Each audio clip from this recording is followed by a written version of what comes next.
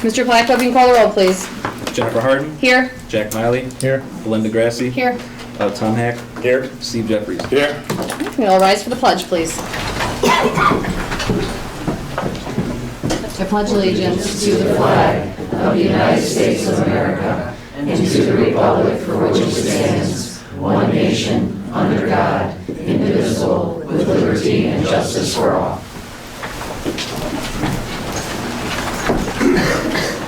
On behalf of the board, I would like to welcome all students, staff, parents, and interested community members to tonight's Board of Education meeting. I would like to remind everyone that this is a meeting of the Board of Education held in public for the purpose of conducting the school district's business and is not to be considered a public community meeting. There is time for public comment during the meeting in the public participation section on the agenda.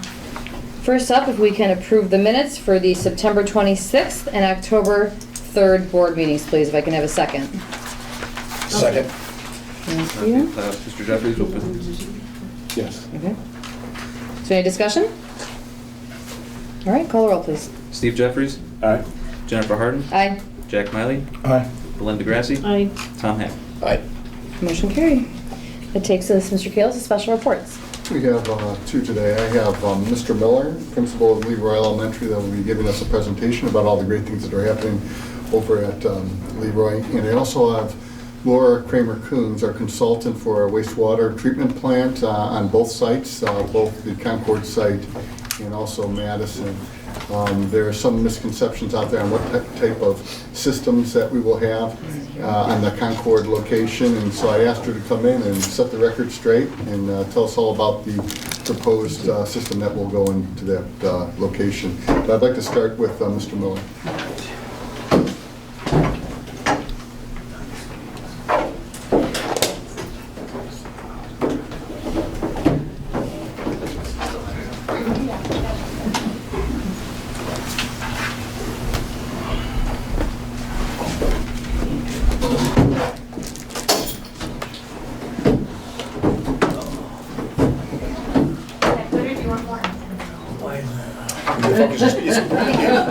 Just focus right there, another wheel. There you go. That was good to me. That's not the right one. Back it up. I read sewage treatment.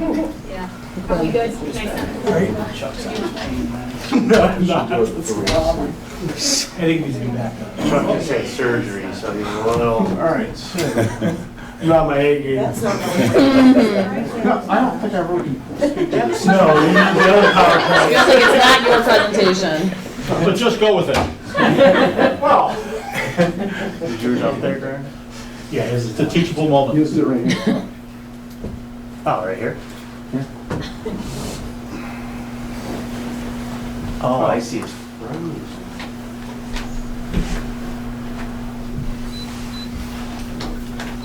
So even with surgery, I wasn't messing it up.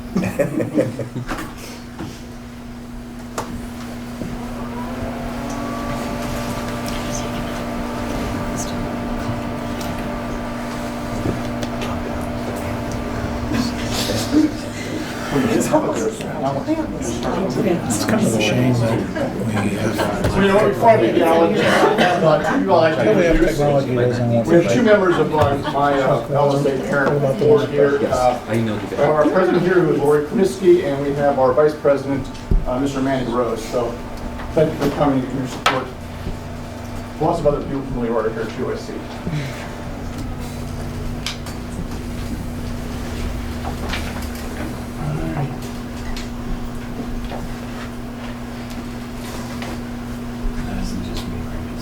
Yeah. Joe, do you need a light out, a bank of lights? Yeah. Aaron, Yep, I'm on it. Oh, I don't know how to. just do one on top or the bottom one? Yeah. The other one. There you go. Chairs, lights. Jack of all trades.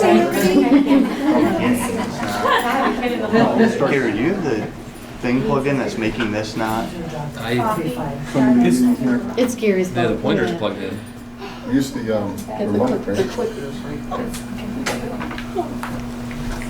You can cut all this out of the TV. That's weird. Projector's like freezing. Well, that's not good. Yeah, see, it's moving here, but it's not. Why would that? What would that freeze? They were using it in training mode. I don't know if it was on all day. Where's your projector remote? Unfreeze it on your projector remote. Do you have a remote for the projector? Is this it? Yeah, I mean, that's working on there. It's not working on the They're not good. using the projector. Oh, They're great. They're using. Well, that was first step. All right, so I usually do things in chronological order so I don't forget anything. So we started in August, and I think our first day of anything happening later was August 18th. It was a Friday. We had our ice cream social. The teachers came and they met the students. We had free ice cream provided by the LSA, and apparently everybody was too busy eating to take any pictures because I contacted about 20 people, be me also. So we don't have any pictures for that particular activity. All right, in August, we only were in school a couple of days. We also had open house, and we also had our magazine included their sale kickoff was also that month. So we go to September, we had an all-school assembly that was entitled The Magic of Reading. And we had a magician who came in, and he wove in how important it was to read into his program. We had one of our students there. You can see the magician is actually standing behind the kid, but the kid gets presented. He's being a magician. And it was a lot of fun.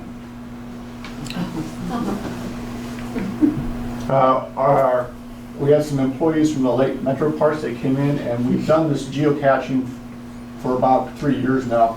They had some actual electronic GPS devices. The employees here, the Lake Metro Parks people, they teach them how to use those devices, and then they actually go find things around the school. So they're going around like a course following their GPS, just like you would your phone or Google Maps.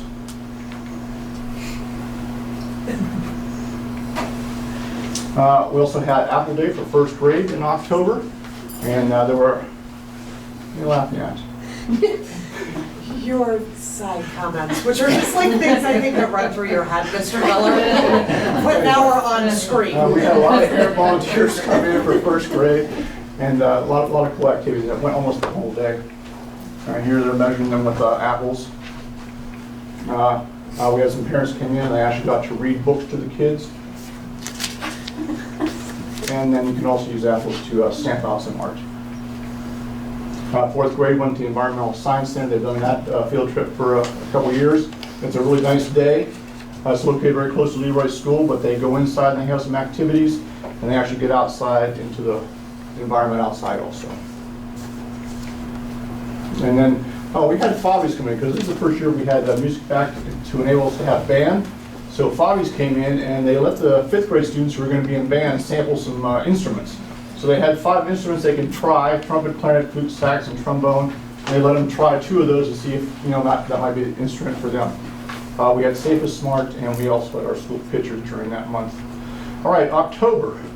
This pumpkin was actually presented to us from Mike Pickett. He hand carved it. He does many things. This is actually a fake pumpkin. It's like one of those hard plastic styrofoam ones, but he carved that and gave that to Leroy, so it's on our shelf there. I'm just not so sure. I don't know what to think about this one. I had a parent came to me and said, you know what, I'd like to do a play. And of course, me being the kind of principal that I am, I said, oh gosh. It sounds like a lot of work for me. But she was very energetic, and I talked to Melissa Rusnak, who I see in the audience here, and she was actually very familiar with this play and had the music. I said, well, you know what, it sounds like it's going to be a good deal. So she sent out some notices to 3rd, 4th, and 5th graders, trying to get some interest. They brought back her permission slip, and she started practice Mondays and Wednesdays, and she started, I think, the 2nd week of October. They're going to put the play together. We're going to have a dress rehearsal on November 30th. It has some singing, some dancing, little dialogue, and then they're going to have a performance, I think, November 30th night for the parents and relatives. And then we're going to take the show on the road to Madison Avenue on December 4th and do one performance there too. So it should be a lot of fun. Usually they're a pretty good crowd. 3rd grade went to Pioneer School, and again, I go back, I don't know if it's 1700s, 1800s, but it's like a trip back in time, and they always seem to have a good time there. And the ladies and the gentlemen who are there always are very authentic. Except for that one cell phone there on the anvil, I'm not really sure. But besides that, everything seemed to be very authentic. COSI, October 18th, they came in. Again, we had a good group of parent volunteers. They stayed the whole day for us. This was one of the best shows we've had for a long time. We've never seen this one before, and it was a lot of fun. They start off the show here. You see two of the teachers putting the slingshot. I think they're trying to get some of their favorite students in the back row. I can see Mr. Watson smile there. They must have hit him. And these are some of the other stations here too. So there were, I think, 8 stations and a lot of really fun activities. Mother-son event was amazing. They have a corn maze there. It's very close to their school on Leroy Center Road. Well into the night they had the hay ride. They walked the corn maze. They had a lot of food, and they had a lot of fun. And I think we had like 25 families showed up here, so it was a pretty big turnout. Excellent weather. Last year it was rainy, cold, and muddy. Oh. We also went to the Q. This was our top prize winners from that magazine sale that we started earlier in the year.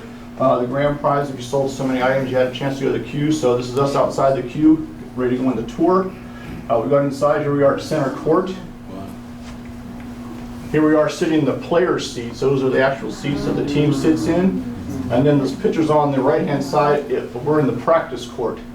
And that's actually when the championship ring is down the bottom, in the bottom right-hand corner. One of the employees was there. Now that's not the players' rings, but that's one that I think he was a tour guide there, and he also got a ring. So he showed that to everybody. It's too bad it's not First Energy Stadium. These guys could be the replacement. Wow. Glad you said that. Oh, this just happened today, by the way.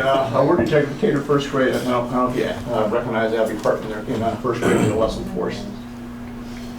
Now, we had some other stuff in October. Every month we try and have a staff potluck where everybody brings something in. It's a good get-together, a good bonding activity for the teachers there. 5th grade goes to Hold in Arboretum tomorrow. 1st grade's already had a recycling day. 3rd grade had a person come in from the Soil and Water Conservation District. We have reading and writing celebrations. Every grade's had one of those. We had the fall air test today. That's exciting, as always. 5th and 4th grade honor roll luncheon is going to be this Friday. And we also have some behavior celebrations, one today, one tomorrow. Of course, the Halloween parade and conferences later this month. We have one event that I want to mention that's going to come up in November for us. We're going to have our Veterans Day celebration on the 20th. I know that's very odd, but the fact is that last year, Master Sergeant Jeremy Rogers was in Qatar. And it's Heather Hopkins' brother.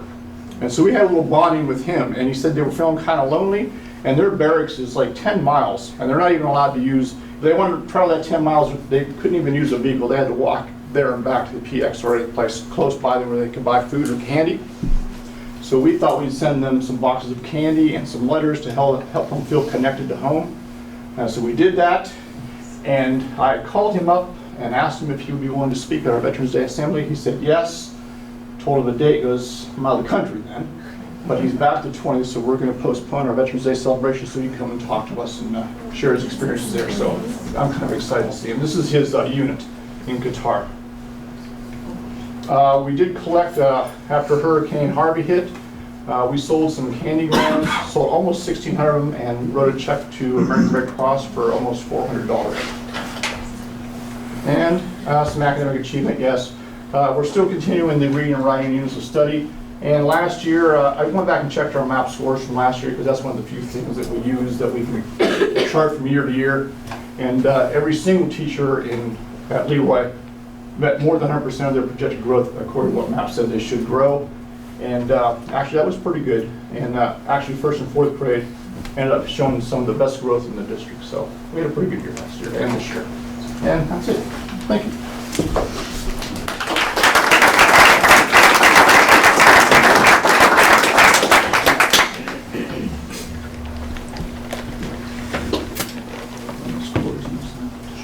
Go back to the picture.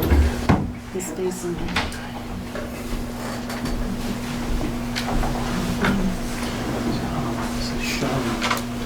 Things that aren't on a computer.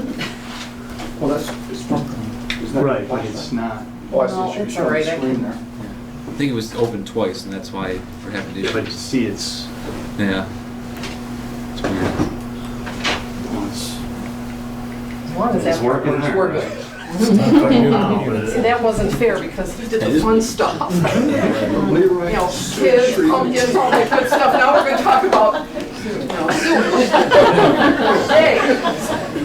But being the science geek that I am, I kind of think that's cool too, so I have a weird, what can I say? Actually, this presentation was prepared for the BZA meeting in Concord with the intent of trying to summarize as best as possible, because it's been a long process and there's been a lot of activity, try to kind of condense that into the high points and some of the more important steps in the process. Okay. Should be the down arrow on there. So in order to determine what kind of wastewater treatment you're going to have, there's really two choices. Either you can have sanitary sewers or you can have your own sewage treatment system. So the first step is to determine whether or not sanitary service is feasible. And then if it is not feasible, then the next step is to go to the Ohio EPA to determine if an on-site wastewater system would be feasible. So there were many meetings, lots of correspondence, phone conversations with Randy Roethlisberger. He's the sanitary engineer for the county, Lake County Department of Utilities, regarding sanitary service for the school property at 12428 Concord Hamden.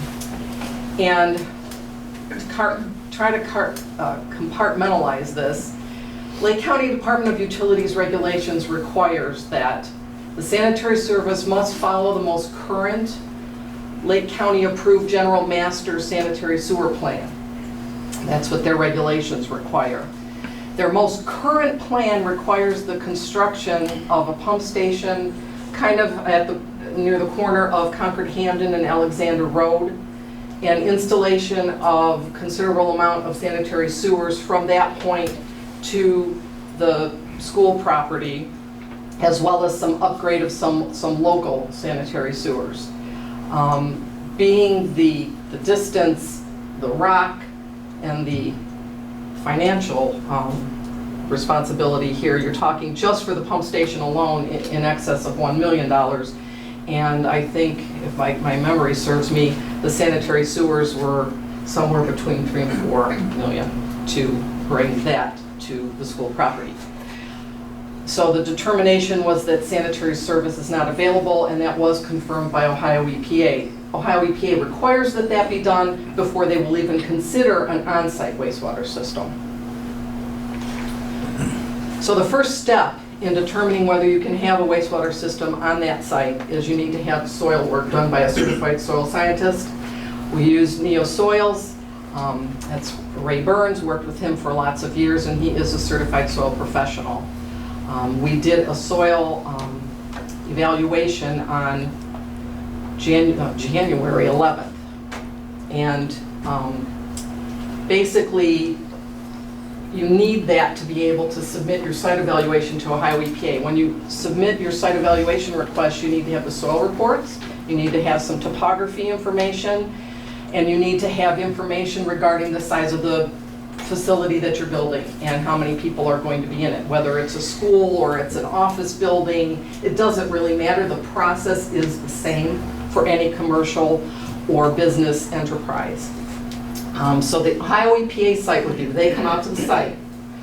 They met with myself, and that was Jennifer Bennett. She's our Lake County representative from the Twinsburg Northeast District Office of Ohio EPA, and Dan Sinclair from the Lake County General Health District. And we were out there on the 19th of January, walked the site. She could see, all the flags were still there from where we had the soil borings, and so she could see what the site looks like, the topography, drainage features, and obviously review the soil reports. Once coming out to the site and then reviewing all the information that we provided to her, she does a report, and her report came back, and I took some verbiage right out of the report that it said that the soil on the site appears to be acceptable for on-site dissipation of treated wastewater. So, there are many regulations that Ohio EPA makes you follow regarding an on-site system. One of the things that we opted to do was look at the current water usage at the at all of the elementary schools. At Leroy, we can't do it because they're on well water and we didn't have water use records, but we did it at all the other elementaries. And we also looked at the type of water usage you have at a LEED certified school. There are some new schools that have been built in northeastern Ohio that have LEED certification, which is Leadership in Energy and Environmental Design. And that's where you're using the best water saving features and green building and efficient lighting and heating and all of those kinds of factors. So we looked at all of those numbers, and based on the current usage and what is expected at a LEED school, which the new schools would be built to some LEED certification standards, we approached Ohio EPA with all this data and said, is it possible to reduce the daily design flow for the elementary school based on how much water the schools are using now? And so the Ohio EPA authorized a reduction to 8 gallons per person per day, which is still pretty hefty because a LEED school uses about 3 to 4 gallons per person per day. So we have some major built-in safety factor here. They also conferred with the central office of Ohio EPA, where it goes from the district down to the central office to make sure that everybody is on the same page at Ohio EPA's agency. So the next step was to look at all the various rules and design guidance documents that are out there. I'm working with Hess Engineering, who is designing the wastewater treatment systems for both schools, and I am acting as kind of like a liaison between the school district and Hess, and helping with the information exchange with Ohio EPA. There's an administrative code section. There is a wastewater, what we call the green book, and that's for systems that are under 100,000 gallons per day. Our system is going to be way, way under that, but there are standards for systems under and above that number. There is an interim document for on-site wastewater treatment, and there's also a guidance document for drip distribution, which is one of the components of the system that is in the process of being designed. So the conceptual design is pre-treatment followed with drip distribution mounds. We put a package of information together and sent that to Ohio EPA on both the pre-treatment and the drip distribution to see if they would accept those types of pre-treatment and soil absorption, and they approved the design type. Okay. So the next step after that is obviously to prepare the design plans. When the design plans are submitted, you send them with a lot of application documentation as well as the plans to the agency for them to review. And it's only after they review and approve it that they issue what they call a PTI, which is a permit to install the system. And then you have 18 months after that permit is issued to install your system. That's currently being worked on. Are you going to get into more details on how the system actually works? Again. Perfect. Okay. So let's talk about the proposed system. The first step in any treatment process, whether it's in your sewage system in your backyard or it's in a little bit bigger system like this, is you have a pre-treatment component. For a lot of folks, it's a septic tank. Here, it's what we call the Easy Treat Recirculating Synthetic Filter. Basically, there are going to be septic tanks, 10,000 gallons worth.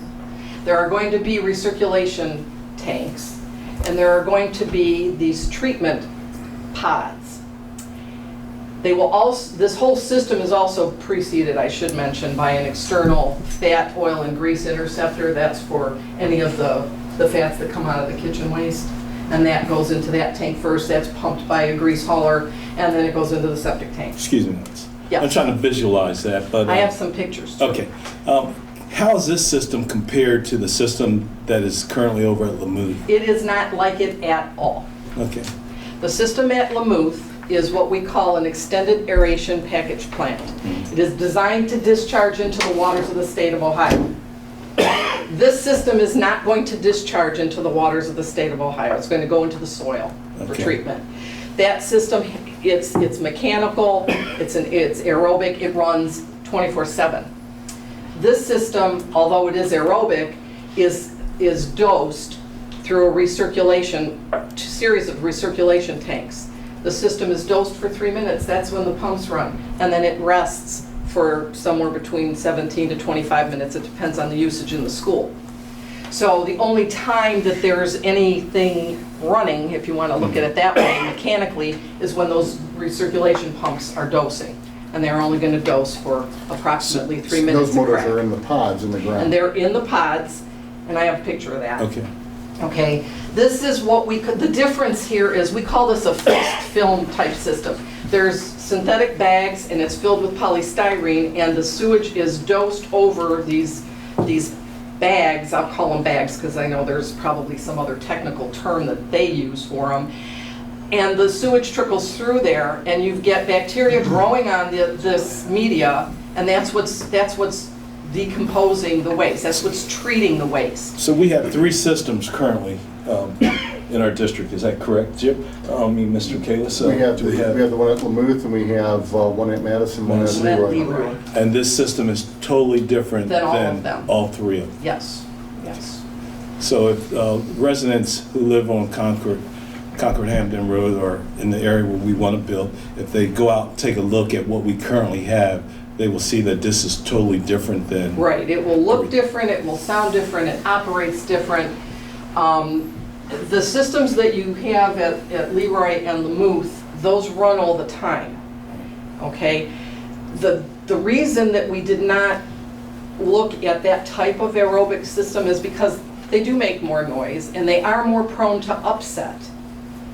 Schools, you know, you've got flow from the students and you get flow from the kitchen waste, and sometimes you just don't have enough biology there. And an aerobic treatment plant like you have at Lamouth and Leroy really depends on the fecal matter. And if you don't have enough of that, it doesn't run as well, it doesn't smell real great, and you don't have as good of effluent or treated sewage coming out of the system. This system is a whole different type of system because it doesn't run all the time. It is aerobic, but it's being dosed. So you're giving the bacteria what they need in small doses so that it can keep up, okay? It's also got built-in peak flow. I mean, we have there's a couple of days capacity here if, you know, we have some terrible storm and power goes out. We've got capacity in this system probably for maybe 3-4 days before, you know, we have to get concerned about pumping waste out of the septic tanks. So if we don't have electricity, we don't have school. Okay, so then we don't have flow, and so we don't have to worry. But I'm just saying, in terms of the treatment, because even if you're not at school, you know, on the weekends, the system still runs, and at night, when we're all home, the system still runs. It will still dose, and it will still treat wastewater, okay? It doesn't just stop when we leave. So when water runs off the roof during a rainstorm, That's not going in. That's going through a separate system. Yes, that's a stormwater component. We are only talking about wastewater Effluents. here. Okay. Okay? In fact, we do a lot in the design of these systems to make sure clean water or stormwater does not get into the wastewater system. Okay, we need those bugs and we need that fecal material. These units are also quieter, much, much quieter than a typical aerobic treatment plant. And because there was concern expressed to Ohio EPA from some residents regarding noise, because I'm sure if you're standing next to an aeration plant, it's noisy. If you're, you know, 100 feet away, you probably don't hear it. And I think there's been some concern about noise. This is not a, you know, unit that's going to be billowing out sound. This is going to be very quiet. I can tell the community now, I live over in Allison Creek, and that system over there at Lamouth, it's been there for 20 plus years, and I've been over there for 14 years, and I very seldom hear that system run at all. And I'm about 1,000 feet from that system. I'm at the first baseball field. I've never smelled anything, and I very seldom hear it run. And then when I do hear it run, it's mainly in the evening, and that's it. If it's that quiet there, so this one's got to and really... like I said, this system is very, very different. The pump is only going to run in 3-minute intervals and dose the system. It's not going to run continuously. I think that's really important. It's also in pods, and these pods have lids, and so that also helps with noise and odors.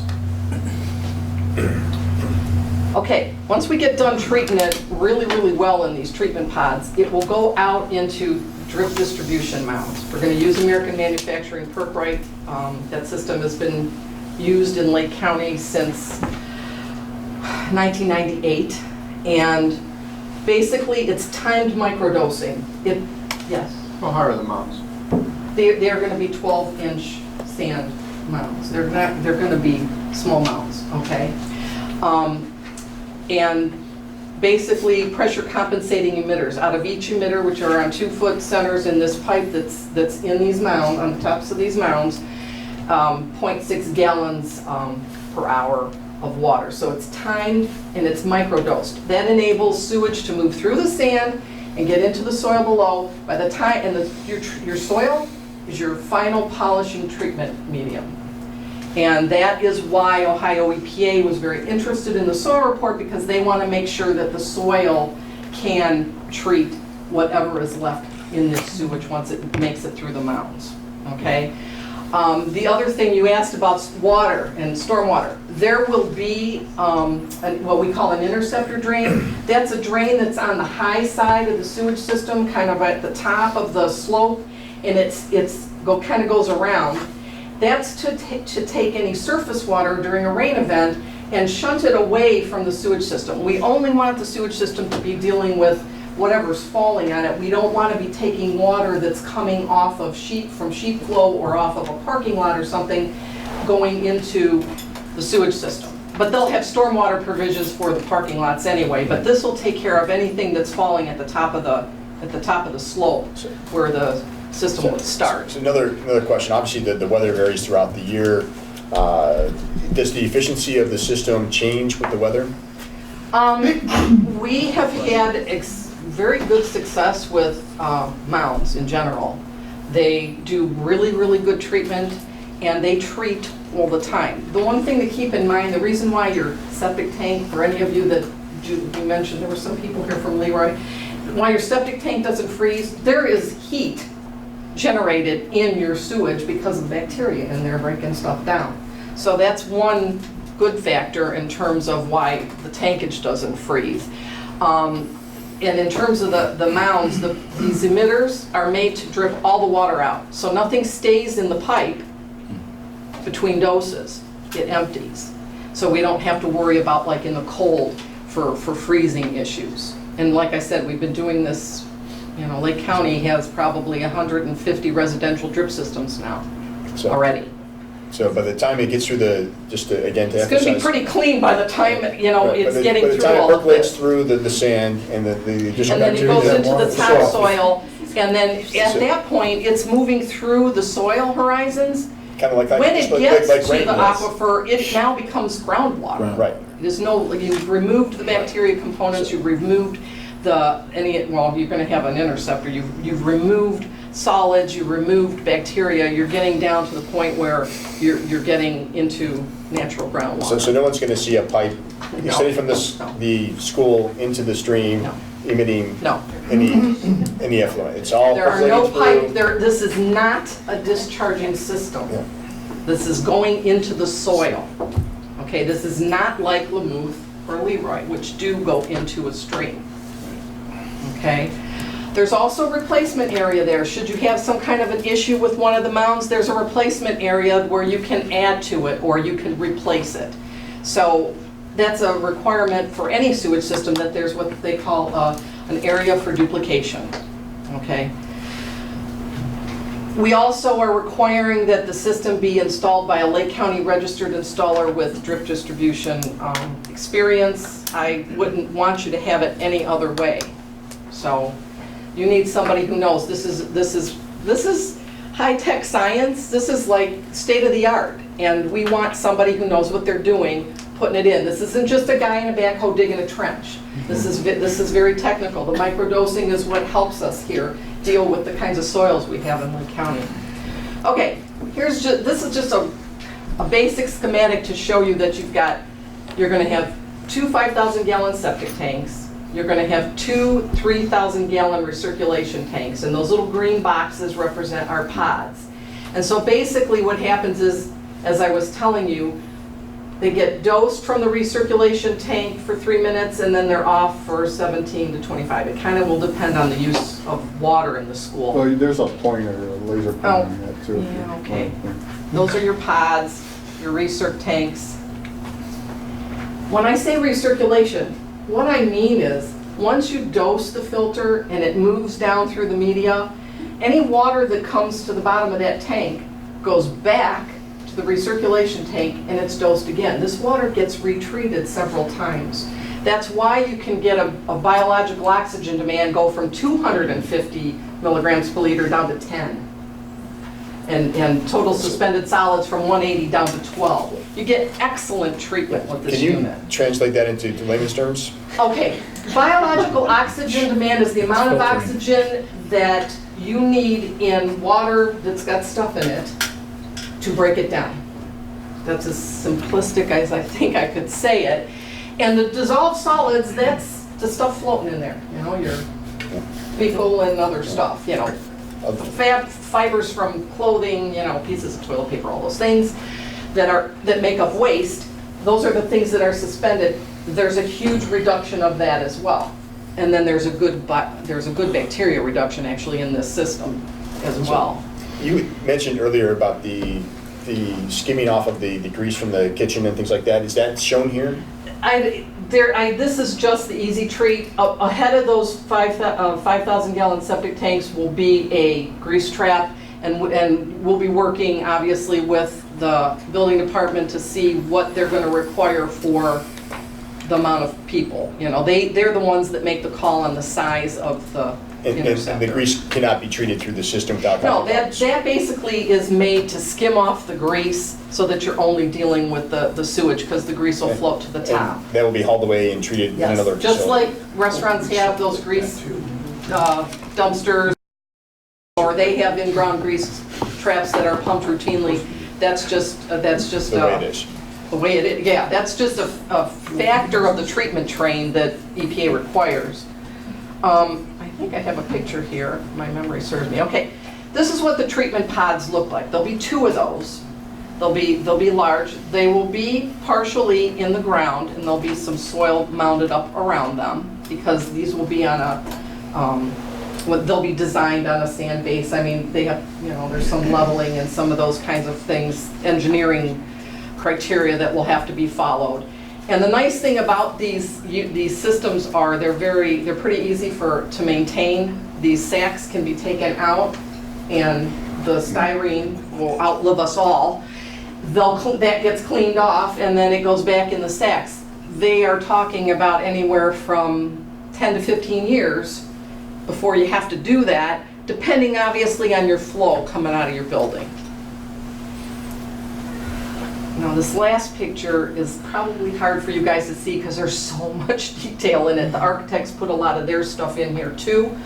But for purposes of our discussion, this is where our easy treat and septic tanks and interceptor and all that is going to go, or the grease interceptor up here. And these rectangles represent our drip mounds. There'll be 14 zones. And I think on the website I gave you some information to put on there so that people could see, you know, what the basic components are of the system. And we're talking about, I want to say almost 20,000 lineal feet of drip. 12,000 lineal feet of drip tubing. So we've got a lot of treatment going on out here. And then in between these... So 12,000 lineal feet of drip is just over 2 miles. Thank you. I never thought about it that way, but it's in 14 zones in these rectangles here. And then in between here, we've got areas reserved for replacement. And then what'll happen is up here on the top, because the topography on this site goes like this. Okay, it drains. If a drop of water falls here, it ends up down in the corner down here. Okay, so there'll be a drain on the top side here, and it'll empty, and gravity will take it down to this. Actually, there's a wetland down there, and that works perfect because it'll be clean water diversion That's the place you want water, is in a wetland. And so that'll take anything that isn't caught up here and kind of shut it away from the sewage system. You only want your sewage system to treat sewage. That's another thing too, we want to mention is that in the corner, that's less than 1/10 of an acre of wetland compared to some of the other properties we looked at. This Sure. one was the flattest with the least amount of wetland. Yeah, this area down here. Do you have any other questions? Have I answered most of what you're thinking about here? So does any of that get, like in my septic system, we have to have the tanks pumped periodically to get rid of. Sure, there is whatever's left in maintenance required on any sewage system. The maintenance here is they'll be pumping the septic tanks, they'll be pumping of the grease trap or grease interceptor. And the other thing you'll have is you'll have an operator who will come out to check your drip zones. And they'll probably come to check the Easy Treat. We also have commitment from the manufacturers of this equipment. I know the folks very well, fortunately, and the folks from Virginia that do the drip, they'll be up here to help us, and the guys from Indianapolis and Texas will be up here to help us with the Easy Treat part of it, and so we will have training on site for people who are going to be doing maintenance, as well as for whatever service provider the school district chooses that will help with the servicing of the system. Some of the servicing here can be done, obviously, by your staff. Dan is quite capable of having a schedule to have the tanks pumped. You will need somebody who knows how to do the bells and whistles that are on the drip distribution part of the system. So this will be, put it in and then take care of it. So let me ask a hypothetical. So assuming things move forward as you stated, and a few years down the road, we're able to prove that the volume of water is closer to 3 to 4, or like you were describing.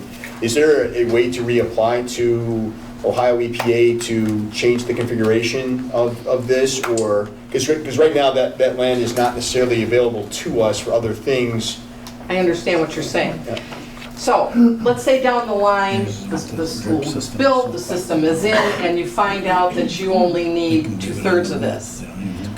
There is, I'm sure, a mechanism that we could reach out to Ohio EPA to find out if, as long as you have replacement area, if there's an area where you could actually remove some of the drip zones and maybe use it for a learning lab. Or, quite frankly, this little wetland down there makes a great place to do science. So, you could, if we could eliminate something down there, it'd be great. I'm a science geek, kids playing in the water, that's a good thing. So and that is a really neat wetland. It's also my understanding from our architects and engineers is that down the road, if we do have if there is sewer capacity, we would have the ability to tie in absolutely. without much of a problem. As things change over time, I can tell you honestly, I've been around a very long time. I worked for the health district for 35 years, and the areas that they said would never be sewered are sewered out here. So there is always the potential that as growth happens over time, that sanitary sewers come in. And then once you connect, you're able to abandon stuff. Now you've got a lot of flexibility then once that time comes. Have anything else? Can you just talk a little bit more about the odor that could come from this? Because I know that's been a concern of some of the residents in the area. All I can tell you is that the water is going to be treated so well in the Easy Treat.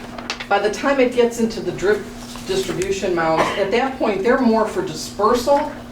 We don't even have, we have some treatment still happening, obviously, in the sand and in the soil, but the water quality will be so good that you're not going to have odor over here. These treatment pods, they're enclosed, and because of the type of treatment capacity that they have, there really should be no odor. And if there is, you're going to smell it if you're standing here or there. You're not going to smell it over here. You're not going to smell it over here. You're talking about less than 6 gallons of wastewater potential. And you probably will generate maybe 2/3 of that in a day. You're talking about almost a 50-year-old system at Lamouth. I was principal there for 2 years. I never smelled anything over there. And that's a different system, I understand. Well, let me tell you a But little even- about that. Even the Ohio EPA, when there was a resident that sent a letter of concern about this proposed wastewater treatment site, they said it shouldn't smell. If it does, it's a musty, earthy smell. And when Kurt Princik wrote that letter, he thought that we were going with conventional aerobic treatment plant going into those drip zones. He did not know at that point that we were going to use this Easy Treat system. We did a lot of homework and a lot of research to find something that would be less noisy, less potential for odors, better treatment, because we wanted this to be the best thing that the school district could have. And who's Kurt? Kurt Princik is the director of the Northeast District of Ohio EPA. Thank you. And so, I'm sorry, he... And the EPA is not going to allow us to put anything in there that's going to be detrimental.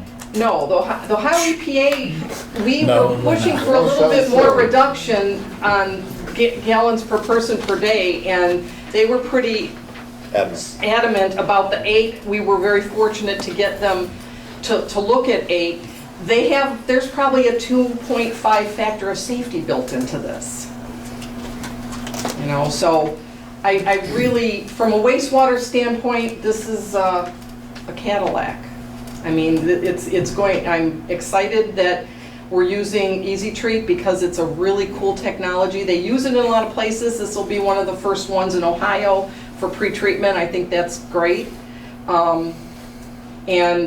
And it treats really well, and that's the thing that gives you less odors. When you have really good treatment, then it doesn't stink. So, and this is a similar system that's going to go into the new school on Madison The Avenue? difference between this system and Madison Avenue is only one thing. At Madison Avenue, you have better soils, and so we won't need sand mounds. The drip tubing will be pulled 6 inches into the ground, because you have sand there. But otherwise, everything will be pretty much the same. I mean, the configuration will be a little different just because of the lay of the land, but it'll be the same otherwise. And what is the cost of this system? I'm trying to remember. Hess was generating some numbers, and I don't want to speak out of turn. Okay, 'cause I know they were saying our budget's around $250,000 per building. And he said it was going to be somewhere in that range. We have been told by the manufacturing folks, and from what we know of installation costs, that you will be right on par with that. Yeah, this isn't going to be that we're going to come back and say, oh gosh, it costs $1 million. So if we had the ability to tie into sewer for the same amount of money, obviously we'd be tying into sewer. But unfortunately, that's not the case. And EPA, that's why on their list, you check for sewers first before you do the other, because that is, their preference is, it's because it makes it a lot easier for you, because someone else is treating your waste. Does this help with our LEED certification? Absolutely. Okay. Part of the reason why I personally was pushing for the Easy Treat is because it uses less power. Because of the nature of the dosing of recirculation, it uses a lot less spots than a traditional aerobic system. So you will get probably some LEED credit for that. Awesome. So I thought that was a kind of good. It will help you in your future plans. What does LEED? Oh, I'm sorry. Leadership in Energy and Environmental Design. That is the certifications that schools can get. There's various levels of it. And that is the whole push for things becoming, more energy efficient and more environmentally green and friendly. Being engaged with the OFCC requires us to try to get LEED certification. We're part of the Expedited Local Partnership Program with the OFCC, which will allow us to credit it back about $12 million once our entire facility plan is completed. And we have to follow some of those regs and rules. Now they're becoming more stringent from what I understand, but we still are able to get a designation that we think that will be acceptable by the OFCC. I think we're still in the pilot program for LEED version 4. Yes, I think we are. Yeah, because traditionally most schools have been done under LEED version 3, they came out with some Oh, enhanced yes, standards. yes. And this district and one other district are in the pilot program, so the state can kind of look at the enhanced standard for lead. And it's a lot tougher. It's a lot To see tougher. if you can actually get there. Well, a lot of, And what it because takes. a lot of the things that were in lead version 3 have become standard. So they're always stretching and trying to push to get better energy and environmental design, so we're under a heightened standard right now. And isn't it when you are building government buildings and publicly funded buildings, they're asking for LEED anymore? Yes. It's almost a requirement. It's, quite frankly, in the long run, you're going to save money because when you do things energy efficient, your bills go down. You know, and that there's more funds left for education instead of, you know, paying gas, light bills. Gas bills. The other item that will help with the quality of the installation is because of changes in Ohio construction procurement, we're no longer doing lowest and best bid. We now pre-qualify contractors, so you're not going to get somebody who just comes in and gives you a low bid. They have to be pre-qualified by your consultant and your construction manager at risk. And even if the low bid, they don't have the experience or there's a better bid, we can take the better bid. So there's some flexibility to make sure we get a high-quality contractor installing the system. That's really key. There's a couple of things in this. The design is going to be great from an engineering standpoint. You need to do the installation when the soil conditions are appropriate, and you need somebody that knows what they're doing. You can have the great stuff on paper, but it needs to be great when it's out in the field. So that is a really good thing to know. That's important. And then at the end of the day, they don't issue the permit to install unless you're ready to install within 18 months. Yeah, you can Right. get, yes, but you can get extensions for that if for some reason you need to. But you're not really going to go for the permit to install until we're When 18 we months have- out, correct? When we have everything together, we will send that, because there'll be some discourse back and forth with Ohio EPA, guaranteed. We are going to meet with them to try to eliminate too much deficiencies that they find in the plans, you know, try to make sure we've crossed every T and dotted every I, but there's always the potential for them to find some things. So that process takes a while, even though we're working on this real diligently, they've got a whole bunch of people they're working on.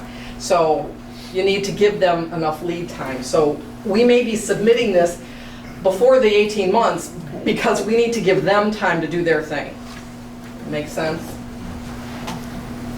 That's when you get on the ship. Do you have any other questions for Laura?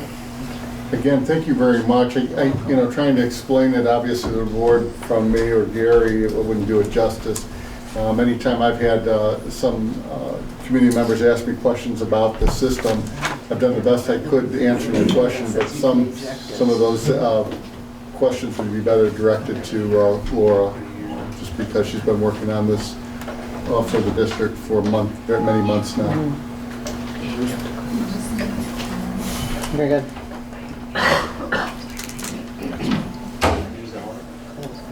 Is there anything else for special reports? I believe we're through with special reports.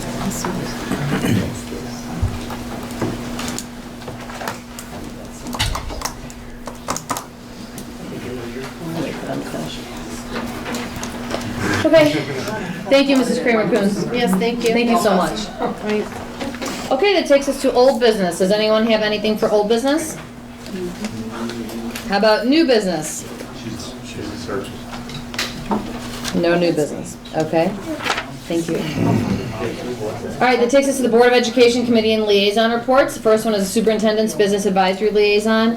We have, meeting tomorrow at 6:30? 6 o'clock. And so then we'll update on that meeting next month. Curriculum and Programming and Booster Liaisons, Mr. Miley. Okay, curriculum meeting, we had one right before this meeting tonight. Talked about 4 major things that are going on with regards to our curriculum department. There's a project that they're working on this year with Wycliffe schools and Riverside, and then several school districts in Lake and Geauga County called SAILS. It deals with service and leadership engagement of students, and they're putting together programs to reach out in the communities and take on issues that, where they can demonstrate their service and their leadership skills. And they're engaging with the community outreach, and sounds like a pretty good program that they're enhancing it with, so it doesn't step on the toes of other programs in Lake County. And Melissa is part of the people in the committee from Wycliffe, so we got a first-hand role in this, right? And she went there today, and she's all happy even though she's sick. It was a great day. It was awesome, but it was very cool.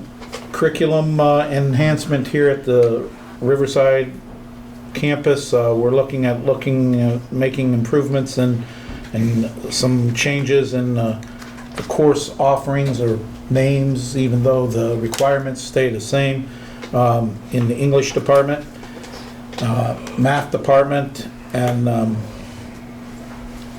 many different ways to look at differentiation and strengthening students' opportunities curriculum-wise, and there's going to be more coming down the road about this. In the math department, we're looking at possibly increasing some of the opportunities for kids. And with the elementary tech teachers, our tech departments are designing classes where the kids will do a lot of hands-on activities, coding and designing projects. And they're working on being able to type short answers from using their brains to their fingers, and getting that out. And that's a skill that, they all need to practice, because obviously, like Mr. Miller said, the kids were taking the test today, right? So kids need to be able to put short answers down on the computer. The state's opening up an opportunity for the school systems to enhance its gifted credential on our report card, and if teachers take 30 hours of PD in the gifted areas this year, next year, they can get credentialed, so we can claim them and have credit towards that. Right now, the only real credit we're getting is at the high school levels because of the AP classes. So this might help us out on the report card in the future. At least it's an opportunity to provide gifted education to more students who are identified but not getting service today. So that's a good thing, and it's evolving. And then we looked at the curriculum survey. I know the board members have asked us to survey the community and to find out what other things that they see or want us to work on. It's right now, there's a questionnaire designed with a lot of people's input, but it's stuff that we're going to have a work session on, and look at the issues and what the real intent is that we want before we put it out to the public. So that's it. Mr. Hack, anything else to add? Just make one quick observation. That was a very good and thorough report. The one thing that I would say is that the education environment is evolving rapidly with technology and different ways of potentially moving out and educating kids, and we're trying to look at that, at least in its infancy, but we're trying to look at that to see how we can keep up with those changes and incorporate them into the Riverside curriculum. So I think that just makes a lot of sense from everybody's perspective, that we'd want to look at different alternatives that are out there. Good job. How's the maintenance going with the Chromebooks currently? Are we having any issues at all? We always get a little backed up at the beginning of the year. I don't think it was to the degree that we have been in the past. And we just actually, the tech department brought on 2 students that are going to start helping do some in-house repairs. So we're doing those in-house repairs, repairing screens, or if it's a keyboard issue. So we're not sending them out, so the turnaround time is going to get faster. It's already much better than it was last year because we're not packaging them up, sending them to a separate facility, and then waiting for them to return on some of those more minor repairs. Then we're going to look to build that kind of repair center so that the kids, we're growing a group of kids that then can do some of those minor repairs. Excellent. So I think it's much better than it has been in the past. Excellent. Good. Okay, on the, any other questions about curriculum? Okay. With regards to the booster meeting, I attended one on October 19th. Most of the groups were there and present. Mr. Kalis was also present there. He gave a quick update of the new schools and where we're at with that and how it's progressing. We looked at the Easter egg hunt. Right now it's scheduled for the 24th of March, but it may move to the 23rd, a Saturday, depending. So it's not totally finalized yet, but it's going to be either the 23rd or the 24th. That part's pretty solid. Then they went through each of the buildings and the activities that have been going on.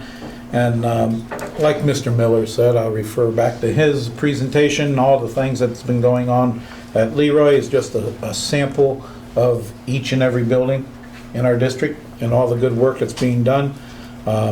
Their calendars are full with family activities as well as book fairs and some fundraising, not as much as they've had it in the past because we're looking at using up money instead of making everything a charged activity.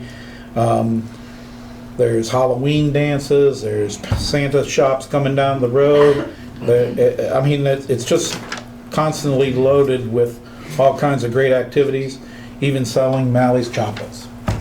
So we'll end with chocolate. How's that? End with chocolate. Love chocolate. All right. Thank you, Mr. Miley. What's that? That's Let's see in, the chocolate it's here. in the special ed I will office. have chocolate soon, don't you worry. For all of us. All right, that takes us to finance and audit. Mrs. Grassi. So Finance and Audit Committee had a meeting last Tuesday bright and early at 7 a.m. in the morning.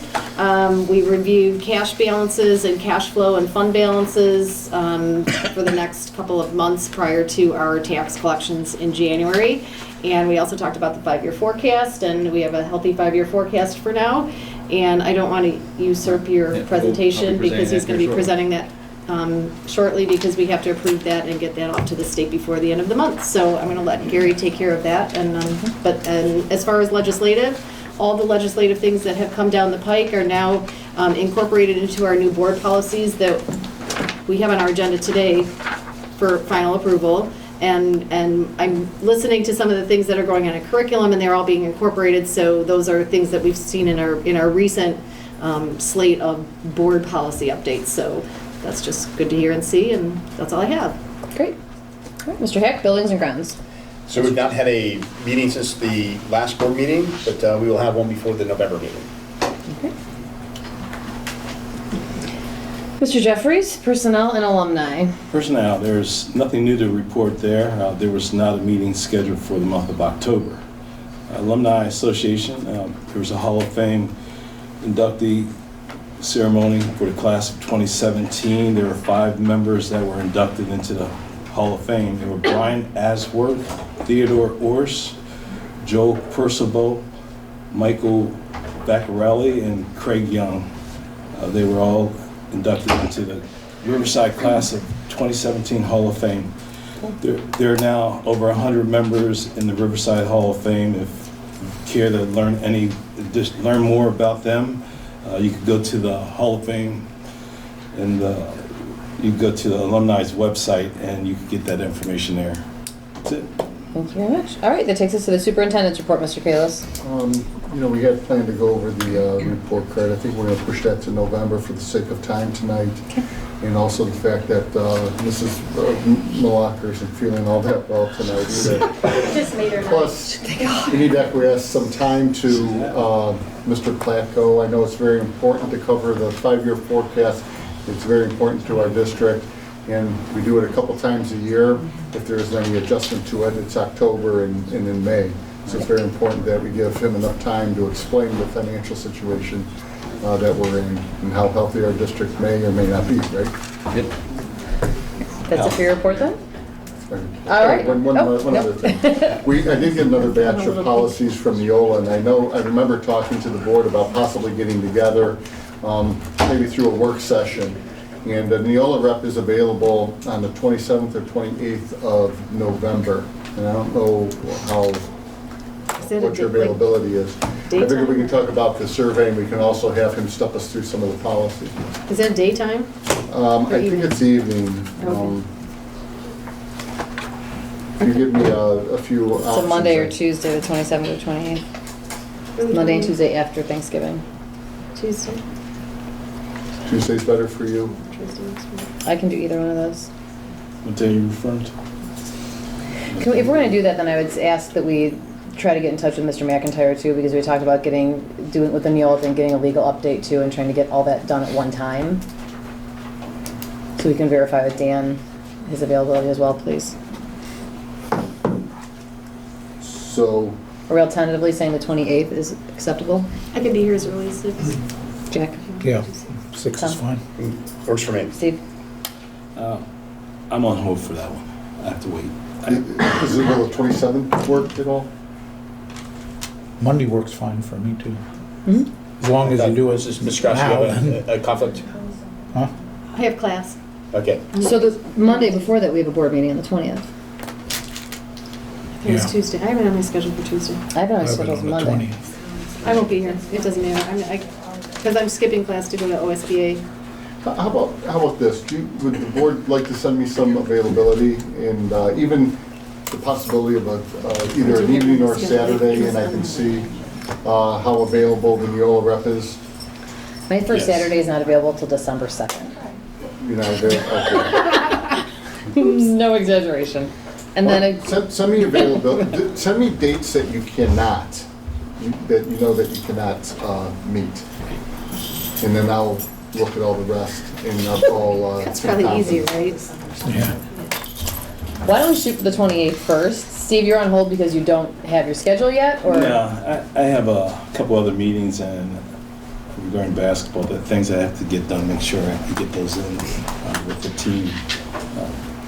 It would just depend on the time that we plan on having this meeting. Let me take care of it. I'm going to call Tim. I had Debbie call him today, and he could meet only after the 16th. We give us 2 dates. I'll see if I can get some more dates. Which are required. Do you need input from us now, or? No, I'll call him tomorrow. Okay. I'll call Tim tomorrow. Thank you. All right. Is that done for you? That's it? That's what retirement does for you. Got it. All right, Mr. Placco, the treasurer's report. Makes you available all the time. No, like retired from Riverside, so don't have to go to meetings. First time in 25 years. I have to bring up my glasses. Really? I don't even know if these are gonna help. Really, some small print.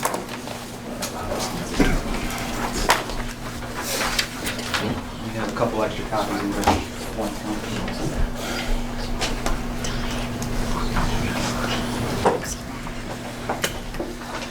Okay, I'm gonna go over the district's 5-year forecast. I didn't print the assumptions for everybody. They're posted on Word docs. They'll also will be posted on the treasurer page of the website along with this forecast and this presentation, so anybody can refer back to it at a later time.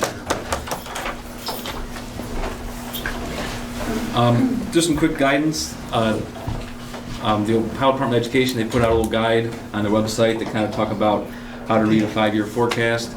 It's a standard forecast that all districts in Ohio have to follow every October and May of each fiscal year. So obviously we need to get tonight's forecast presented and approved by the 31st. Just some general information. It's important to note that the 5-year forecast contains estimates based on the best information available at this time. It's a changing document, it's a working document that we update from time to time. We're required to update with the Ohio Department of Education every October and May of each fiscal year. Our fiscal year runs July 1 to June 30th. And the forecast contains 3 years of previous actual data, which is fiscal years 2015, 16, and 17, plus 5 years of forecasted data, our current fiscal year 2018 that we're in now through fiscal year 2022. The numbers on the forecast only tell a small part of the story. There's also the assumptions, which I'll have posted on the website. It's about 20 pages of what goes into the forecast, what our assumptions are, and what we expect to happen going forward. And then our forecast is a little unique because of the joint financing district. We include both the general fund and that joint financing district fund. So major changes since our forecast from the previous year, basically comparing to October of last year. We passed a 1.92 mil bond issue. We're building our 2 elementary schools in November of 2016. Right now we're scheduled to open August of 19 unless there's delays with the current situation, which would be fiscal year 2020. The construction fund and also the debt retirement fund for the debt is not part of the forecast. That's those separate funds that are excluded from the forecast. And then also in May of 2017, we passed the 4.9 mil operating levy, and that was to restore transportation, restore elementary level programs, and reduce our pay to participate fees. And that collection of levy begins in the second half of fiscal year 2018, which is January of 2018. And then we also now know the new state biennium budget for fiscal years 2018 and 2018. That's a lot of changes for 1 year. Yeah.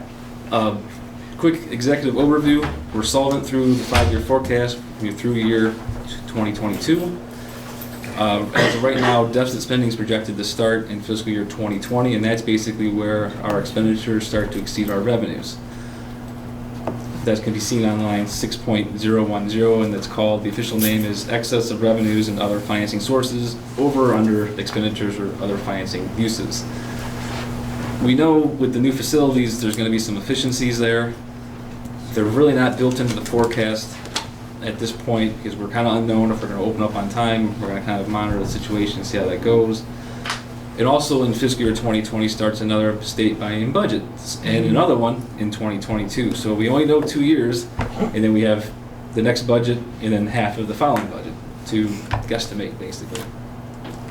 And we'll continue to monitor our future reductions in state funding and our staffing levels with declining enrollment as time goes on.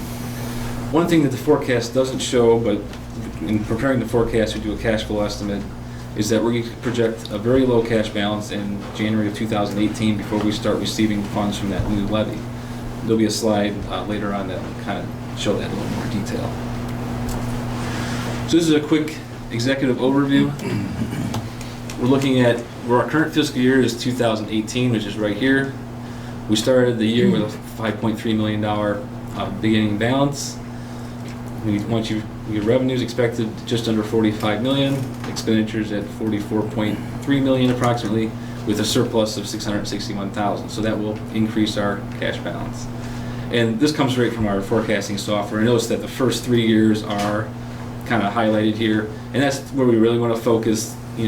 Fiscal years 2021 and 2022 look pretty bad as far as they start dropping off. You gotta remember, everything on the forecast compounds. So if I'm off on my estimate 0.5%, you're talking $200,000. If I'm off 0.5% each year, by the time you get to year 5, that's $1 million. So it all compounds. So that's why you really focus on the next couple of years. In years 4 and 5 are kind of there just to show you that if we continue this trend and don't make adjustments, that we can eventually be in another financial crisis, which we will obviously work to avoid. And plus, we know with the new buildings coming, there will be some efficiencies there, but we're not sure how that's going to look like because we also talked about maybe bringing back some programs, in the future, like all day kindergarten or something like that we might be able to do when we see these, when these new buildings open. This quick graph here shows revenues in blue, expenditures in red. 15, 16, 17 are the previous 3 fiscal years. So you can see our revenues in blue have kind of been flat. Our expenditures have been going up, which is always expected with inflation. As you can see, that trend continues.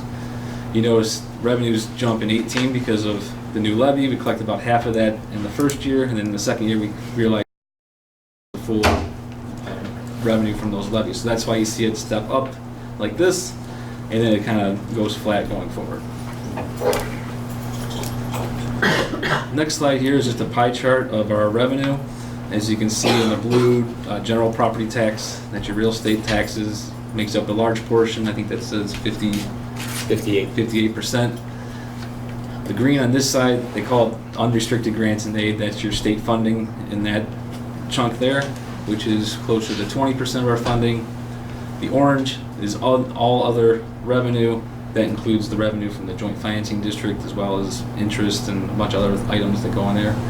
And then property tax allocation is a little deceiving. That's actually the homestead and rollback payments that we get from the state, and also includes TPP income, but starting with this year, that has been phased out, so that there's no reflected in that. We'll go over that a little bit more here later on. So let's look at some of the major components. Property tax revenue, we're primarily residential, close to 90% of our community between our different communities here. Our total valuation for the district is $982 million, and so we're just under $1 billion. That's a little bit up from 2005, just looking historically. Important to note that increasing valuations only results in additional revenue from the district's what's called the inside millage and the substitute levy. So all of our other levies are in place to collect a certain dollar amount. We don't get inflationary gains from those levies. We always get the same dollar amount from those. And then, as I said before, the 4.9 mil levy that passed in May would start collection in the second half of fiscal year 2018, which is January of 2018 calendar year. Once again, here's the revenue chart. Just for property tax, as you see, it's pretty level. We get the slight increases from increasing valuation, and then half the levy in this year, the full amount realized in 19, and then it levels off again to a straight line pretty much. Unrestricted grants and aid, that's your state funding formula. It's based on enrollment. This year the formula increased to $6,010 per student from $6,000, but if we actually got $6,010 per student, that'd be great, but we don't. It's reduced by what they call the state share index, and that's basically the district's ability to raise property taxes based on valuation per pupil, not based on your ability to actually pass levies, and income levels of what's your district's median income compared to the rest of the state. So this index is applied to that $6,010 per student. So our state share index is only 21%. So we get $1,265 per student before factoring in what's called the guarantee. We'll talk about that in a minute. But the one thing we want to mention though too, if I understand it correctly, is that if a student open enrolls in another district, they take the entire foundation money. Isn't that correct? Yes, and we're going to go over that a little bit here in a little bit. So the state share index gets recalculated in each budget. Previous year, we were at 22.5% or $1,350 a student. So although OD increased the allocation by $10 per student, we're losing $100 a student. It's kind of funky how the formula works like that. Now, in the state budget, there's what's called the guarantee. It's called transitional aid guarantee. So basically it's saying is, if you've lost more than 5% of your enrollment over the past 3 years, you will get the same amount of funding this year as you got last year, not counting TPP revenue, which is a loss, but we'll talk about that later. And my forecast projects that we're on the guarantee by $816,000 in 18, $1.3 million in 19. Why that's important is it's good that we're getting the same revenue we got in the previous year. When we get to the next state buy-in budget, there's always can change. And the state doesn't like districts on the guarantee. They usually try to get districts off the guarantee. And we had gotten off the guarantee finally, but because of the new state budget and the way they changed some things, it pushed us back on the guarantee. So the guarantee helps us now, but if they make adjustments to that going forward, we could see a larger cut in funding going forward.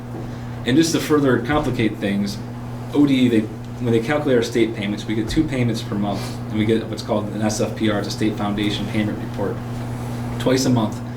Well, the new state budget went into effect July 1. They didn't update the calculations until October of this month. So we were actually getting a little bit overpaid at that point. So they updated the formula, but it's still based on last year's enrollment, not this year's enrollment, and that's going to be updated in the next few months. So by the time, probably not till January until we see the actual true payment that we're going to get. So right now, if you look at our SFPR, it says we're on the traditional aid guarantee by $701,000, but I'm more projecting towards 816,000. I know it's a little confusing, but it's, right now in the state of Ohio, there's about 317 districts now in the guarantee, so that's over half the districts are on this guarantee. Because there's 3 places on the formula. You're either on the guarantee like us, you're actually on the formula where whatever the formula calculates is what you get, and then there's also what's called the cap. So districts that see, like, if you recalculate the formula and you're just going to get a 10% increase in revenue, they say, no, we're going to limit you down to 3, you're not going to get all the funding you're entitled to. So you're usually in one of those 3 places. Casino tax revenue is now $49.50 per student, down from $50 from last year, so we realized just over $200,000 in casino tax revenue per year. And then the previous state budget had a TPP supplement. It was like a hold harmless provision in the last state budget that only exists in that budget. So we saw $91,000 in 2016, $161,000 in 17. We'll get $40,000 or so this year relating to the last year, and then that revenue stream is covered. So that was part of our one of our hits that we took on the state budget, was that supplement was gone. And that was a one-time state budget item. So to kind of show the state funding, we've gone up over the years. 16 and 17, remember we had that TPP supplement in there. So really, if you took that out, you're pretty much going to be flatlined these 4 years. And then we project that there's going to be some adjustments to the guarantee going forward and beyond. If you remember from our discussions earlier this year, we were monitoring the state budget. They were looking at enrollment over the last 5 years instead of 3 years, and our enrollment decrease was larger than, and we were looking at a 5% cut in funding, which was about a $400,000 loss. That was a last-minute change that helped us out for this state budget, but going forward, that could change again. Just a quick enrollment projection. This is based on head count, so it's kind of what we refer to as the butts in the seats, how many kids are actually in the schools. And you can see our peak in 2011 up in the 5,000 range, and we're currently at 4,181. It's gone down to 40, a little bit lower than that currently, and we project that trend to continue. When we do the forecast, they pull in like birth history of how many births are there in the district and what year they've entered kindergarten based on trends and things like that. And the trends in Ohio are, people are having less kids than they had previously. So we project enrollment to continue to decline. This slide's a little hard to read, but this top graph shows in the pink is our head count, in the yellow is what's called our formula ADM. So that's the enrollment that we get funded on. Charter schools get funded through public schools. So the money comes to us and then goes to a charter school. So that's why we get funded at a higher enrollment than what's actually in our schools. And we'll go over that a little bit more coming up. In this bottom chart just kind of shows in 17 we were on the funding formula. Now we're back onto the guarantee. And it kind of shows our state share index. We were at 22.5%, so we get our core funding of $13.50, $13.49 last year. Dropped down to a 21% state share index, or $12.65 per student. The next state budget we project decrease of the state share index even lower and even lower, just pushing us farther onto the guarantee unless our enrollment spikes or other changes happen.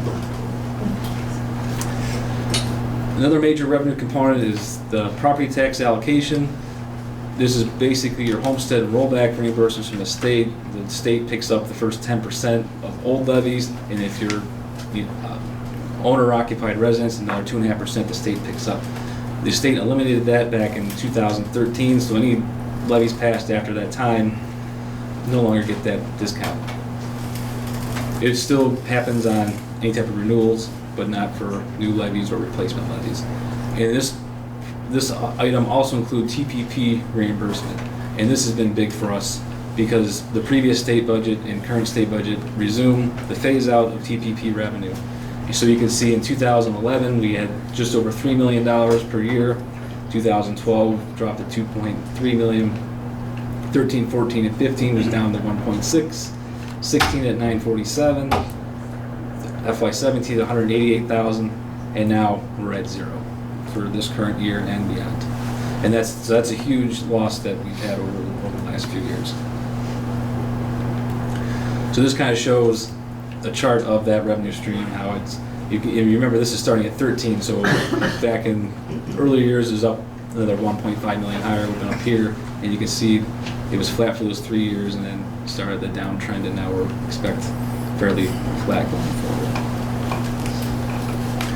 And then the last one, other operating revenue, including the joint financing district, it was about $2.2 million we realized from that, in effect through tax year 2019, which would be collection year 2020, or the first half of fiscal year 2021. If this levy doesn't get renewed, obviously that would be another big hit for us. This revenue stream also includes like pay to participate fees. We projected about $180,000 this year. That's reduced from last year. We had $318,000 because obviously we've adjusted all those fees with the passage of the levy. Open enrollment in from other districts, about $425,000. Classroom fees at $80,000. And then Medicaid reimbursements. This is a one-time thing.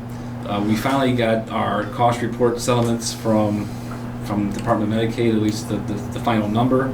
And so we expect a one-time spike of about $586,000 in this fiscal year, and that's from the cost reports from 2011, 12, 13, and 14. If I remember correctly, for 2014, we're getting back $220,000 or so. For 2013, we're getting about $202,000. For FY12, we're getting back about $21,000, and I have a call into Medicaid to confirm if that was correct, because I expected it to be a little bit higher. And then I didn't get anything for 2011 at this point, so I have that call in as well. Plus about $150,000 in actual Medicaid reimbursements for this year's claims. So that's going to be a one-time spike in that revenue stream, and hopefully that, now that we've gotten those adjudication letters, we should get those payments in the next few months. Good. And then it also includes other items in this revenue stream, such as interest, field trips, shared service revenue, manufactured home tax, and things like that.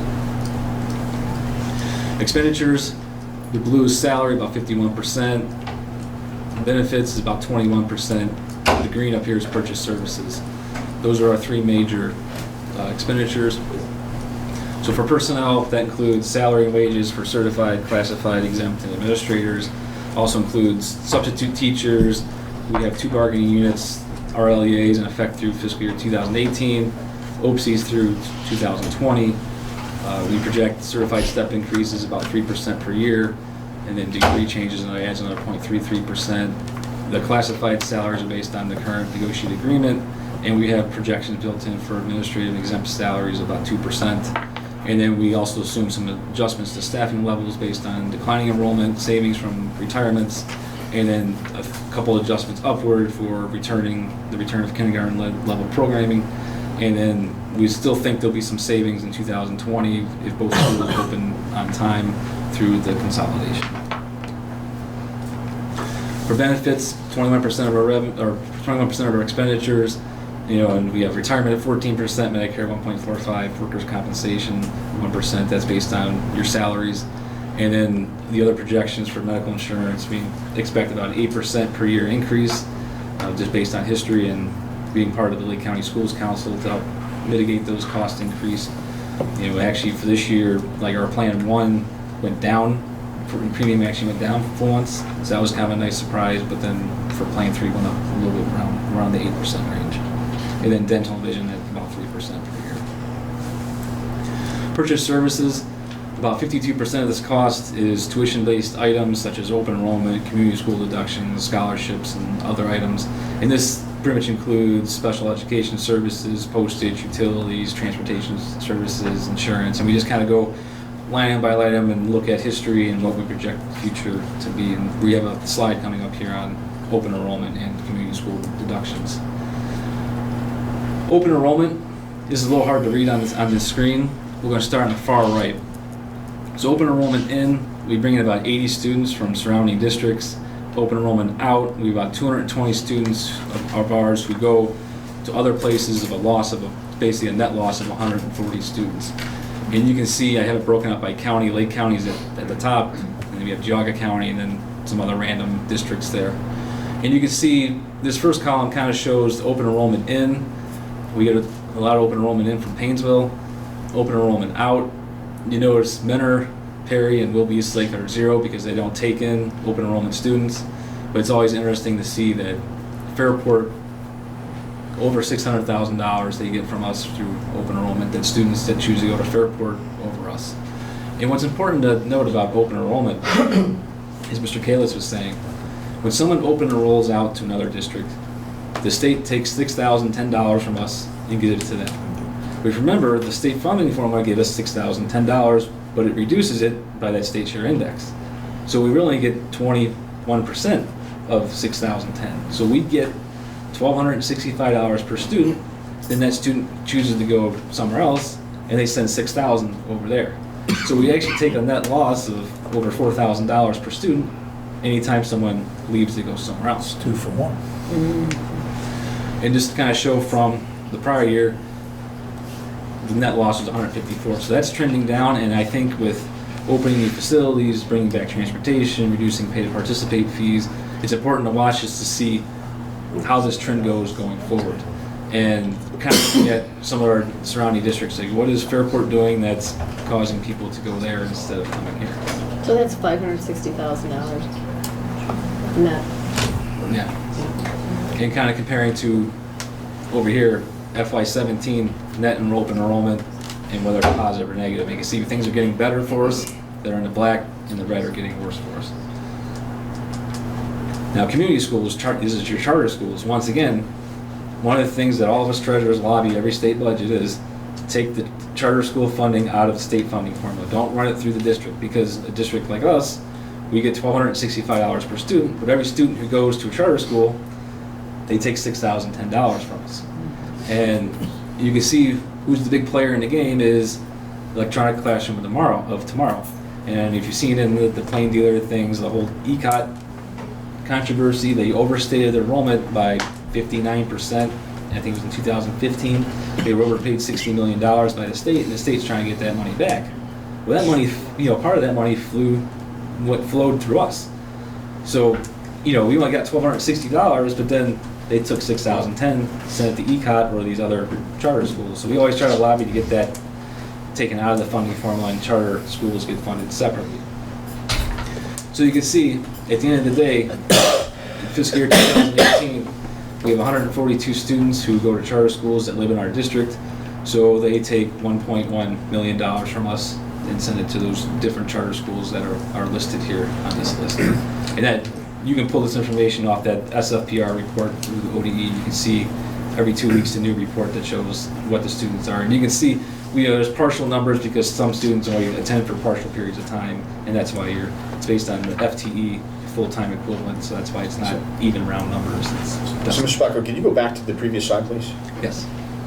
So the 140 that we show here as a loss, that's a net just going to other districts that have open enrollment. Right.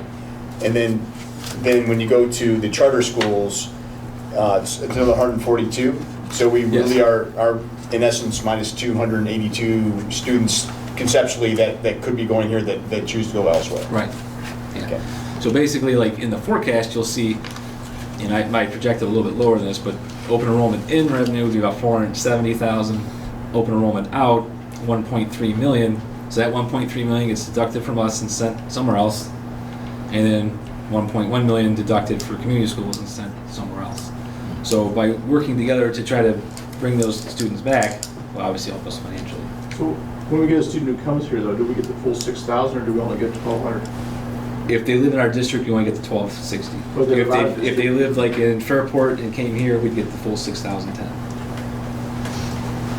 And just to put a finer point on that, we had 80 students that lived outside the district that come in. Right.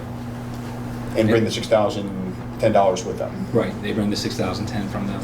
And that's just looking at base funding. There's exceptions for special ed funding, which muddies it a little bit, but we're talking in regular ed terms. So that's why if you did the math, it doesn't add up perfectly because there's even more funding that flows for special ed students.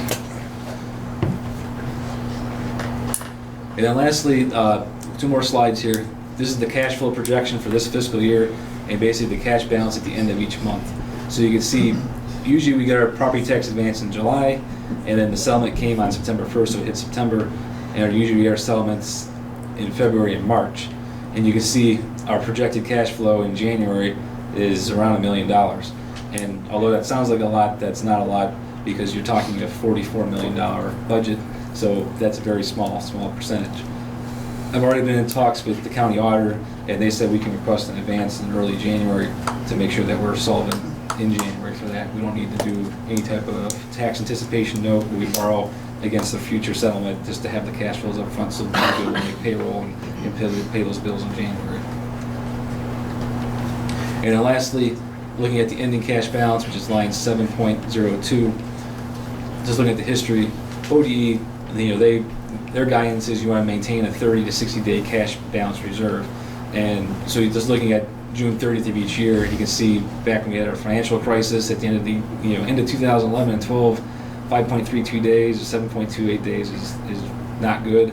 But you can see right now, fiscal year 2018, we're projected at 49, 19, 56, 20, 49 days. So we're right in that sweet spot that ODE recommends that we're in. That's great. And that concludes my report. Thank you. Nice job. Thank you. This is in order now, just is, so thank you. Twice a year. Thank you, Ms. Placco.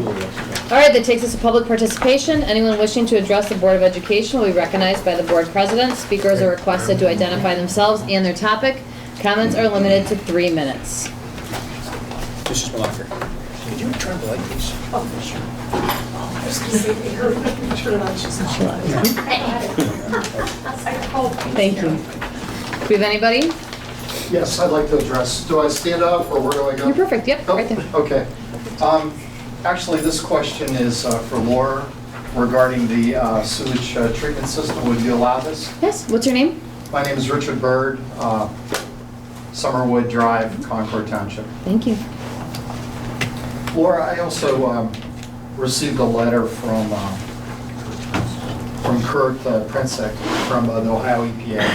And in this letter, he's basically describing the system that the school is going to get. And he mentioned in this letter about flow equalization and flow monitoring. And you didn't mention that during your presentation. I was wondering, you are operating at less than the EPA's recommended flow rate per person, and I understand, that you have data to warrant that on. But you didn't mention anything about equalization or flow monitoring, and I was wondering if you could elaborate on that. Is that something that doesn't make sense? Or? There basically will be flow equalization because of the amount of tanks that we have, or we're proposing to have. And as far as flow monitoring, both systems will monitor the flow. The water that gets into the easy treat, and there's also a water meter on the drip for the drip zones. So there will definitely be all kind of flow data. Okay. Based on, so what you're basically saying is the 2 5,000-gallon septic tanks, those will kind of be used as equalization tanks. Well, when the engineers design, there'll be some pumping mechanisms, and we haven't submitted this to EPA yet. They may require something additional, and maybe they'll want a dedicated flow equalization tank, and if that's the case, then that'll go. Okay. As far as the flow equalization, are you proposing any type of a fail-safe mechanism? Like, for instance, if the flow monitoring is exceeding the capacity of the tanks, and obviously, you'd want some type of an alarm system there. If the alarm is ignored or malfunctioned, what are the fail-safe guards as far as stopping the flow if an overflow situation occurs? Actually, all of the pumping mechanisms have a enabling. If there's enough water to dose, then there's a peak enable and there's a high water alarm. They all have that, both for the drip components as well as for the easy treat. There will be a way for the district to know whether there is a peak event. And the system is designed for peak. And how will those peak situations, if they occur? I read all of the Ohio EPA rules for designing the system, and I see they take a very proactive approach in terms of designing the system, based on records from other schools and, based on that, so that they're building that into the design consideration. But I also know that mechanisms fail, so it is possible for like an overflow situation. So based on that, do you know how you're going to propose monitoring that? Will that be a remote monitoring, or what type of monitoring system will be on The failures? There will be a panel that runs all of the electronics in the system. That will be something that will have water levels and water meter that will be telling you how many gallons per day. You'll probably be able to know it probably by minute or something. It'll be pretty high tech. All of that information will be in that control panel. And that's why they'll need a service provider that knows what those numbers mean. If they get an alarm, then they'll be able to call their service provider to come out and find out why they're getting an alarm. I don't anticipate that they're going to exceed their capacity in their tankage, because they have twice of what they really are designed for. They've got 52, don't quote me here, 5280, I think, or 5260,000 gallons. The system is designed actually the way it is right now, tentatively for 6,000, and there's tankage for 10,000. So you've got built-in flow capacity there. I understand. It just equals time. Yeah. How much capacity and how much flow, and then how much time that equals is how much time you have to react to like an overflow alarm. So I do understand that. And I'm assuming that the microdosing system is some type of a solenoid type, it's actuated by the same type of industrial computer that's controlling the rest of this. Yes. So it would also have some sort of monitoring place. Yes, the drip zones also have water data. But there's no proposed remote monitoring of this system, like a service provider that is monitoring the Well, there's remote zone valves situation. going to be on the drip mounts, but the service provider, those are the things that they will look at. If they get an alarm, they're going to call the service provider. They're going to come out and they're going to see what's happening. Do we have issues in the tank, or do we have issues in the drip mounts? Okay. If something happens, they're going to get an alarm right away, and they've got built-in capacity. It's not going to overflow the tanks. I understand. Kind of thing. There's built-in capacity until it overflows, but What I'm saying is, though, that there's more storage there than a peak event. You know? I understand, but ignoring an alarm, and I see this all the time, where, there are systems put in place to monitor and to alert people as to failures. And if the systems are ignored, or the system malfunctions, and it doesn't report correctly, there's always the chance that, there could be an accident and an overflow situation could happen. So, thank you. I think you did answer my question. Okay. And like I said, we haven't submitted all of that to EPA. But if they want an additional special, separate flow equalization tank. And flow equalization is not just for peak. It's actually for biological activity, to help feed the sewage into the system so that you have good biological stuff happening. That's really what flow equalization is for, is to give you good treatment. But it also helps you a little bit in terms of some type of radical peak event. Okay, thank you. That was all I had. Sure. Thank you very much for answering. All right, is there anything else? No? Okay. I have a Sorry, yes. It's kind of related to this. Okay, what is your name? I'm just curious. What was your name? I'm sorry, my name is Tom Martin. The data that is produced at this plant, how often is that turned into ODA? To EPA? EPA, not ODA, but EPA. This data is going to be, this is unlike a discharging plant where they have to do sampling at the end of the pipe. Okay. This So is this this Good, is going to that's be good enough. going into, yeah, this is going to be very different than those systems. Those are, you have to turn your data into EPA because they want to make sure you're meeting the standard for the water that's going into the creek, Good. kind of thing. Fortunately, the system isn't designed to go in there. Good enough. Thank you. Thank you. Thank you. Okay, anybody else? All right, that will take us to the consent agenda then. A consent agenda provides for a more efficient use of time. Any board member can remove a consent agenda item to be discussed and voted on individually. Finance and audit. We have a motion to approve the items listed on the finance and audit consent agenda as recommended by the treasurer, items A through I. A second? Second. Mr. Jeffries? I would also like to make sure that we recognize the donation that we've accepted this month. We have a donation to Leroy to help students with field trips and lunches from an anonymous donor. We had $1,320 to Riverside for a scholarship from Harvey High School, class of 1952. We had a Lego Mindstorms Education EV3 core set for $1,228 to Melridge from Melridge PTO. And then we also had 4 donations to the Riverside 5K, $25 from Mulchman, $100 from the All Around Gymnastics Academy. We had a donation of $500 to honor Theo Malkamaki from Lou's Reliable Heat and AC, and $50 from Monica Stark. So thank you very much to all of those groups and individuals who donated. And the money from Harvey High, that's from the duck race? Yes.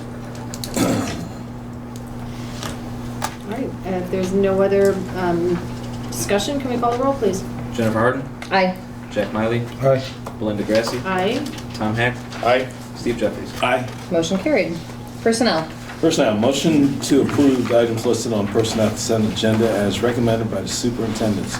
Items A through J. I'll second. Second. Any discussion on it?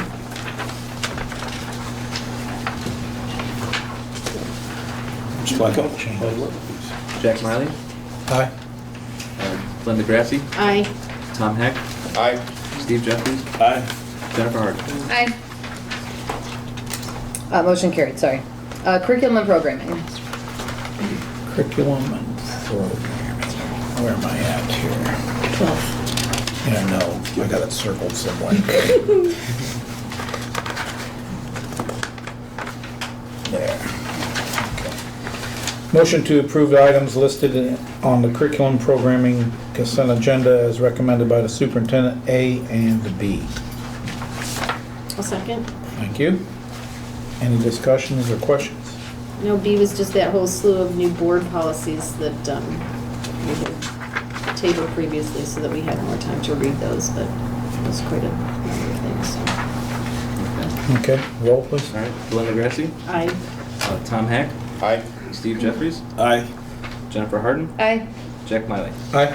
Motion carried. Buildings and grounds. Motion to approve the items listed in the Buildings and Grounds consent agenda as recommended by the superintendent. Can I have a second, please? A second. Thank you, Mrs. Harden. Any discussion? Can somebody please explain what commissioning agent does?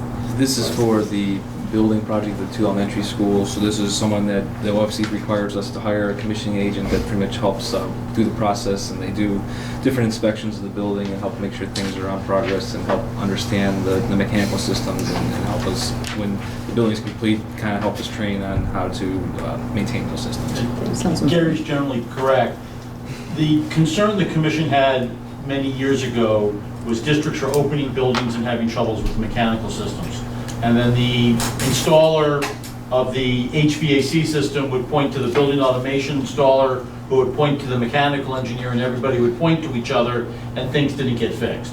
So the OFCC requires you to have one entity that follows that system from design to completion and double checks everybody's information, as well as the testing and balancing report done by a third party to make sure we get exactly what we're supposed to get. So it's just for the HVAC system? It's predominantly HVAC. It also tends to cover building envelope. You might get an infrared scan because the HVAC system tends to be integral with the building insulation and envelope. You want to make sure you're not getting a lot of heat loss because that will cause your HVAC system to work inappropriately.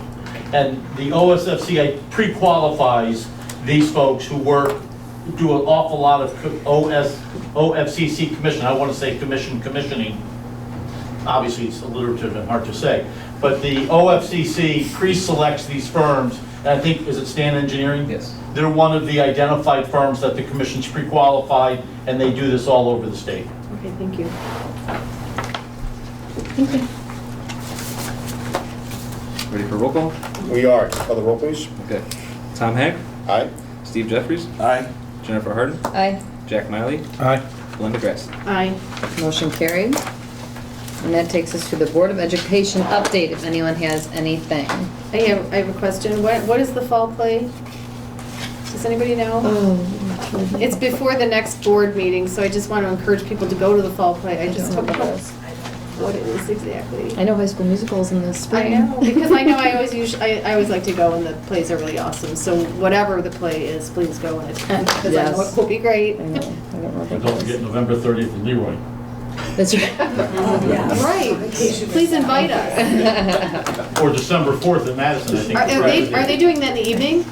Yes, they're doing it. Let us know when that is. I'll come. It's November 30th. Well, all right, but I mean, like, what time? It's on my calendar. Thanks. All right, I Okay. will say that. That'd be awesome. I didn't even know what was going on. Well, sorry, your kid goes to Leroy. Yeah, my kid You're does allowed all to know.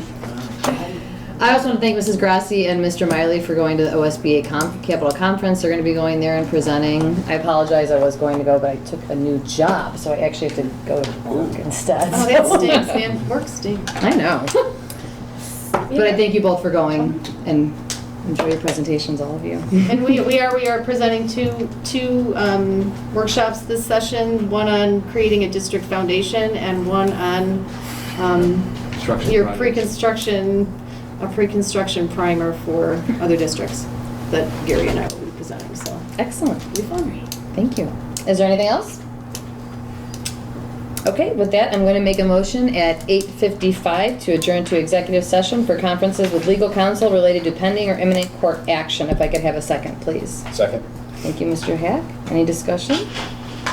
Let's call the roll, please. Steve Jeffries, Aye. Jack Miley, Aye. Jennifer Harden, Aye. Linda Grassi, Aye.